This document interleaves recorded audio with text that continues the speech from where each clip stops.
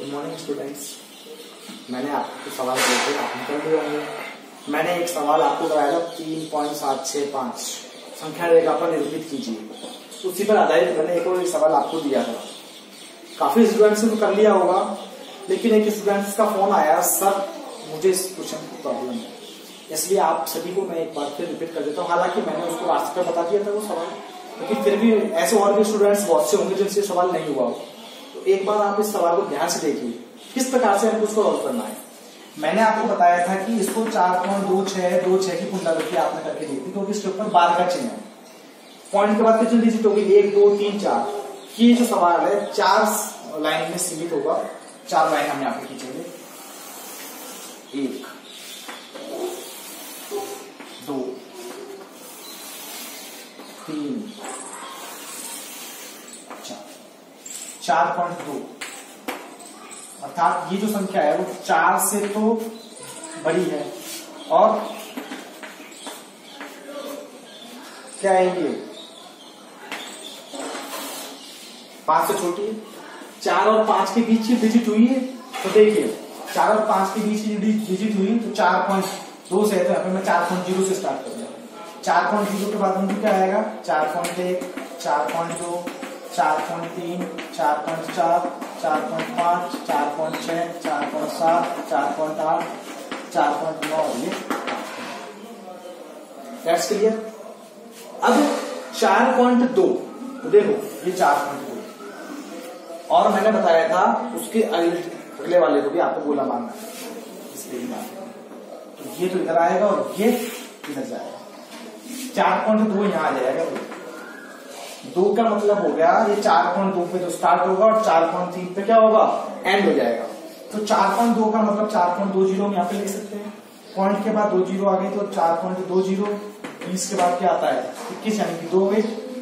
4.22 4.23 4.24 4.25 4.26 4.27 4.28 4.29 4.3। That's clear. अब दूसरा जो है 4.26, देखो ये 4.26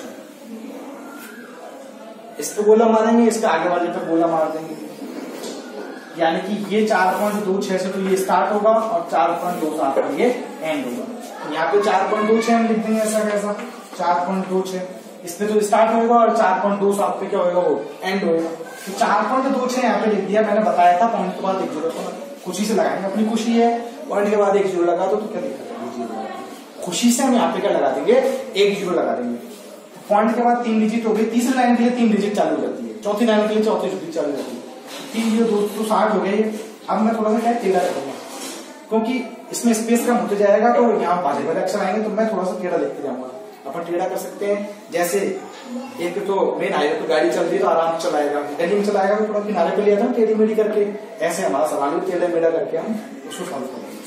मैंने यहाँ पे ऐसे लिख दिया 2 6 1 2 6 2 2 6 3 2 6 4 2 6 5 2 6 6 2 6 7 2 6 8 2 6 9 एंड 2 6 7 आ गया।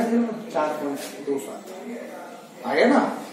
अब आ जाओ वापस ऊपर, ये 4.262 ये रहा 262। देखो हमारा गोला भी टीला हो गया, आ गया ना बिल्कुल अंडाकार शेप, अंडा बन गया।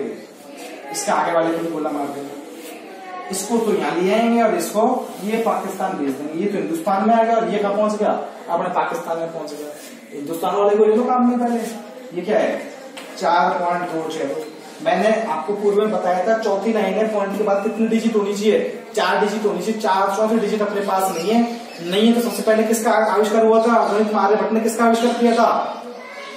जीरो का। तो सबसे पहले अपने पास फ्री फोकट में क्या आ रहा है? जीरो लगा। अब वही मैंने बताया, गाड़ी टेढ़ी करनी पड़ेगी, हमने गाड़ी टेढ़ी करनी थोड़ी सी। 2 6 2 1 2 6 2 2 2 6 2 3 2 6 2 4 2 6 2 5 2 6 2 6 2 6 2 7 2 6 2 8 2 6 2 9 2 6। अब क्या आ जाएगा 2 6 के बाद मैंने बताया था ये आ जाएगा 25 30। 2 6 2 30 3। देखो 4.263 4.26 उसी पे लिखा है। अब आ जाओ इस पर 4.2626 दिख रहा है कहीं आपको? ये 2 6 2 6 थोड़ी निकाल दी। थोड़ी निकाल के इसका आप वापिस अंडा भी मार सकते हैं। इसका मतलब ये हमने संख्या रेखा पर निरूपित कर दिया।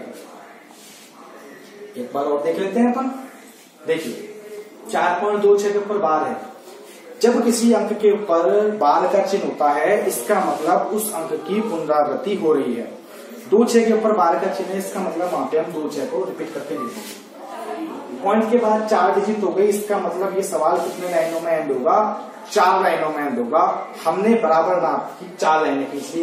1 2 3 4। ठीक है 4 लाइन अपन ने खींच ली। अब 4.2 से स्टार्ट है। हम 4.2 से स्टार्ट नहीं करेंगे।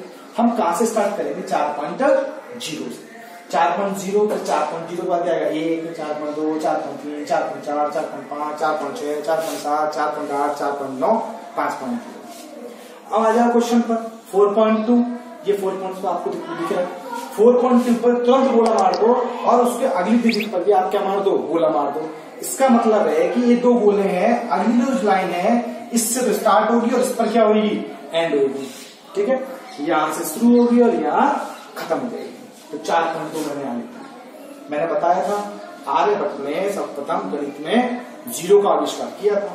तो फोकस था अपने पास ये अंदर आएगा बाबा जी का गोल गोल अंदर 4.20 20 जिसको अपन बोलते हैं।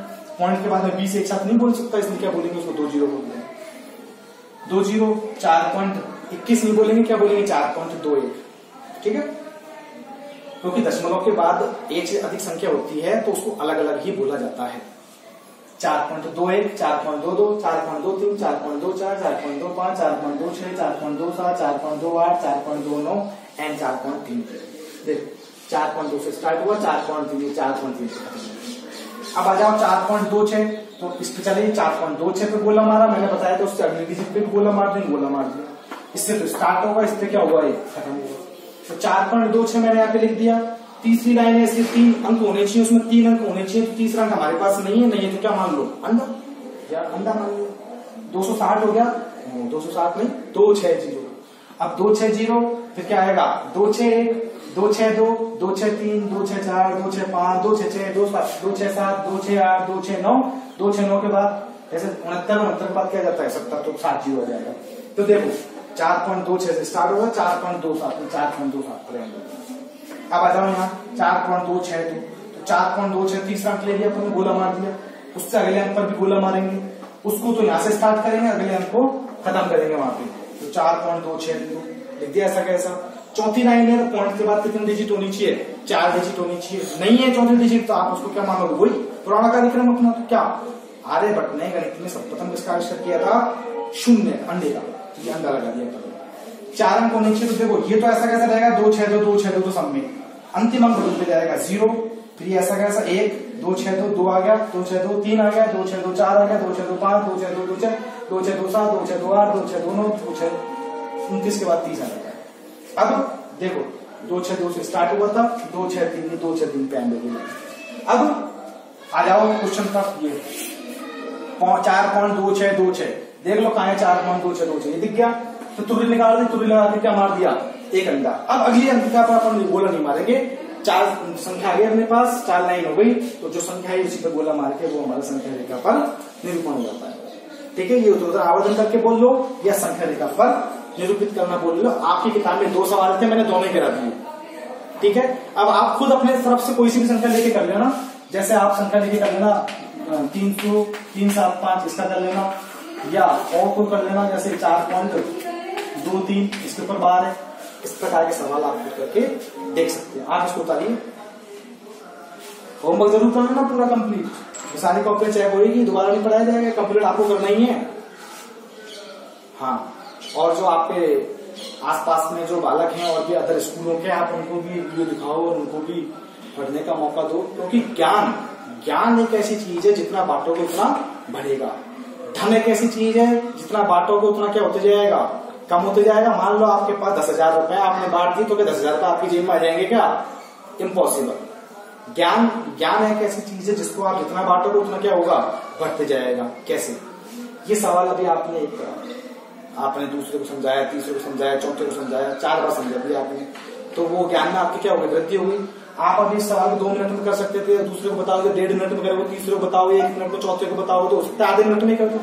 तो ज्ञान हमें बांटना चाहिए। उतार जाएगा आप सबने क्वेश्चन बड़े आराम से, पॉइंट के बाद संख्याओं का ध्यान में रखते हुए बड़े आराम से इसको उतारना, ठीक है? और सवालों का आप निरंतर करते रहेंगे। Thank you.